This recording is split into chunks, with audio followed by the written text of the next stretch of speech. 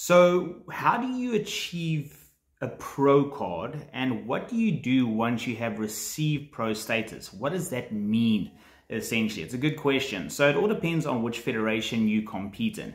Every single federation has a different way as to which you can achieve a pro card. Some federations, IFBB, NPC is generally a far harder road to success, to being number one, to being the overall champion, to being a national champion, and then obviously eventually a pro athlete.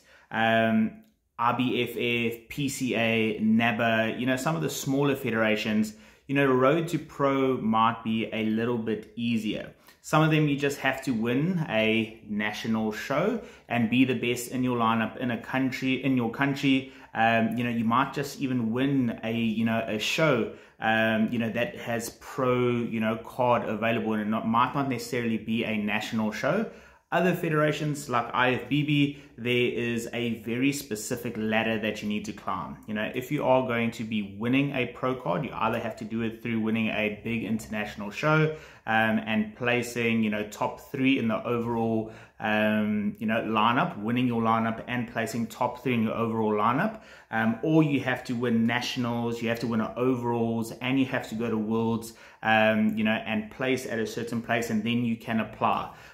So if I truly had to be honest, I think the hardest pro card, for the last couple of years to achieve has been the IFBB one. Next up would be NPC. NPC, have a few more, pros, in the country that can, obviously reach pro status by not just winning, obviously a national show, but, 1 or 2 opportunities throughout the year to do so. It's not something that you have to go and compete international or, go overseas, and win a world champs or anything like that to get pro status. You simply have to be, the winner of that show division and in the overalls in order to achieve pro status.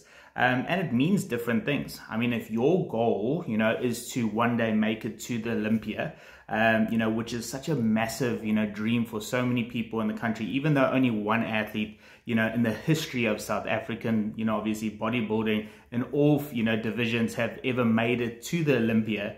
It's a big dream for many.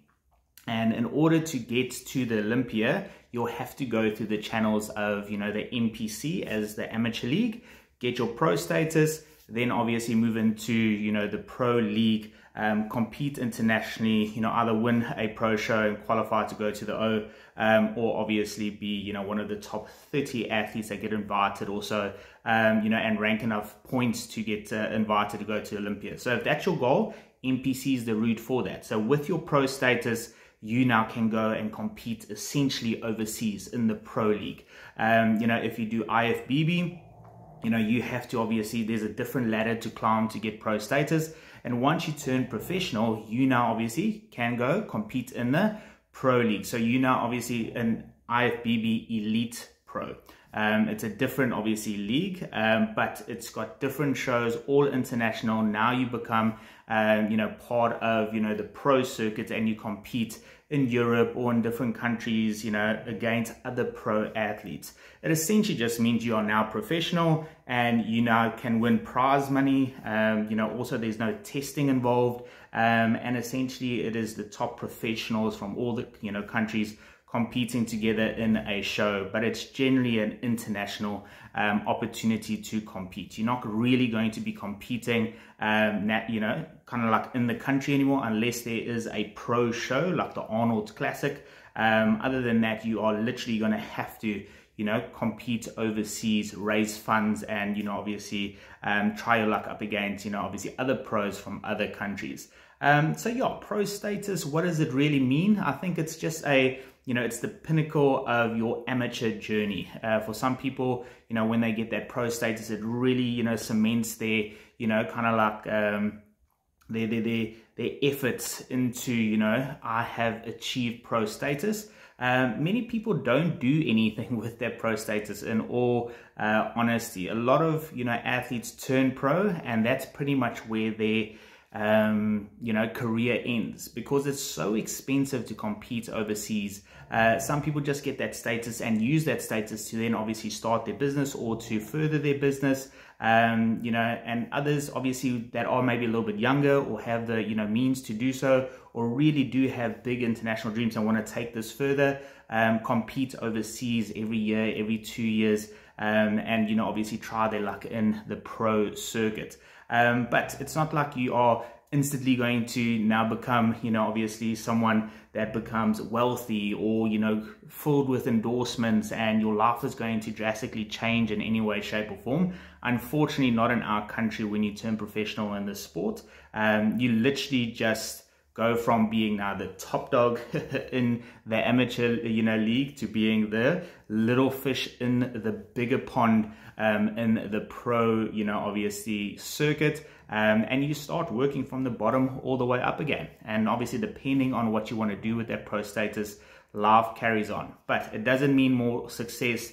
Unfortunately, it doesn't mean, obviously wealth. Unfortunately, it doesn't mean that you're going to just, receive all of the, sponsors that you've dreamed about. So you've got to be realistic and understand the journey. It's truly something that is amazing when you achieve it, but what you can really do with it is very, very limited. So yeah, in a nutshell, that is how you achieve your pro card. Some federations, you just have to win a major show, and they hand it out pretty regularly. They have plenty pros that obviously get awarded their pro status throughout the course of the year, and it's almost like saturated. There's so many pros, in all honesty. A lot of athletes that don't necessarily make it at IFBB, to be a top athlete, sometimes, obviously maybe go to NPC, or, athletes that don't make it at NPC might go obviously to a different federation, a smaller federation, where in many ways it's easier to achieve pro status. And that's just, once again, it's like now you have pro status.